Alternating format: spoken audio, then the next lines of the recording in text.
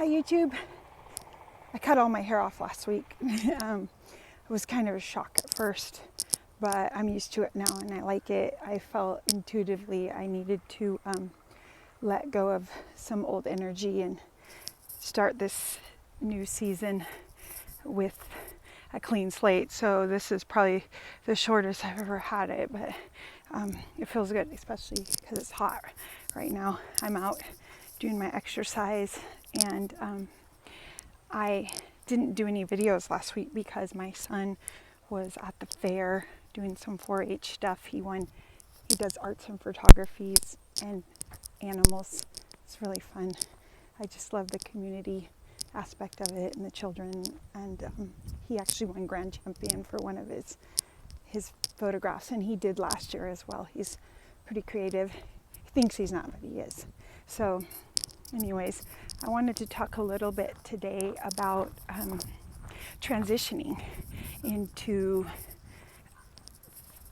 the raw food living lifestyle and how to do it. In my programs, in my health coaching programs, I actually, if you sign up for the 3-month program, you'll be talking to me daily, and you start with intermittent fasting for the first 3 months. And then at the end of the 3 months, we do a 3-day juice fast. And I suggest that rather than just going into a 10-day juice fast, because you might be able to do it. It's going to be absolute hell for you. And probably when you come off that 10-day fast, you'll go right into binging because your body's not used to fasting. I mean, honestly, when I was younger, the first time I ever fasted, I couldn't even make it like 6 hours. I was freaking out. I was like, I'm starving. I have no energy.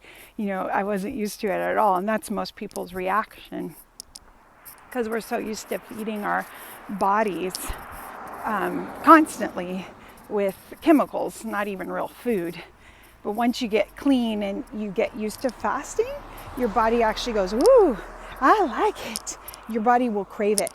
Your body will tell you. You start becoming really intuitive. So that's one tip for transitioning, is start out with intermittent fasting. Even if it takes you 6 months of intermittent fasting, and start out with the fasting, do 12-hour cycles. Another tip to transitioning is start out with one plant-based meal per day, preferably raw, such as a smoothie, acai bowl, smoothie bowl, fruit, salad with all the nuts and seeds. One plant-based, preferably raw living foods per day. This can also help you juice. A good green juice is going to really fuel you. It's going to detox your colon, detox you from heavy metals if you do the lemon ginger blast, and fill you up so you won't be having these food cravings. So start off with one smoothie, acai bowl, smoothie bowl, salad, or green juice a day, incorporating it. That's another tip to transitioning.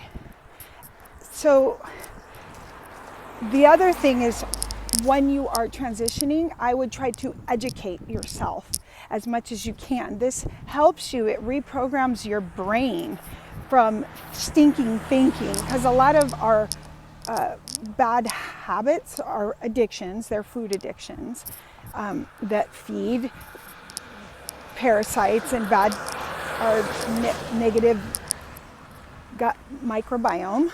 So if we begin to educate ourselves with raw living foods, plant-based nutrition, the benefits scientifically, how our body runs, the Krebs cycle, like how we are processing energy. Also fasting, there's not a ton of information about this, at least on certain platforms, but you will, if you research into it, you can find it. And I actually got, got like alerted on my Instagram because I had posted something about those things, you know, that we had to get a couple years ago, or we were supposed to get. And it was just facts. And my Instagram page got an alert, a red flag, and I noticed I wasn't getting as many views. So, yeah, it's interesting. Anyways, let's go back to the subject we're at hand. So, educating yourself is the third way of transitioning, and give yourself time. Give yourself time, you know, and even so after I would take, if you can do a 24-hour fast after 3 weeks, great. But I would honestly try to take 2 to 3 months of intermittent fasting. Start out with 12 hours. So 12 hours eating, 12 hours fasting. So in your fasting window, you can have a water. Some people drink black coffee. I don't suggest that because it's very acidic. It lowers your vibration. I mean, I was a big coffee connoisseur, but the cleaner my body got, and I had organic, wonderful coffee, and I'd put all these adaptogen herbs in it and MCT oils and everything else, but it was acidic for my body. And it also, on the energetic level, it will lower your energy. And you want to become more alkaline. We need some acidity, but we want to come more on the alkaline side. So I just do tea now, and I really like it. I still get that,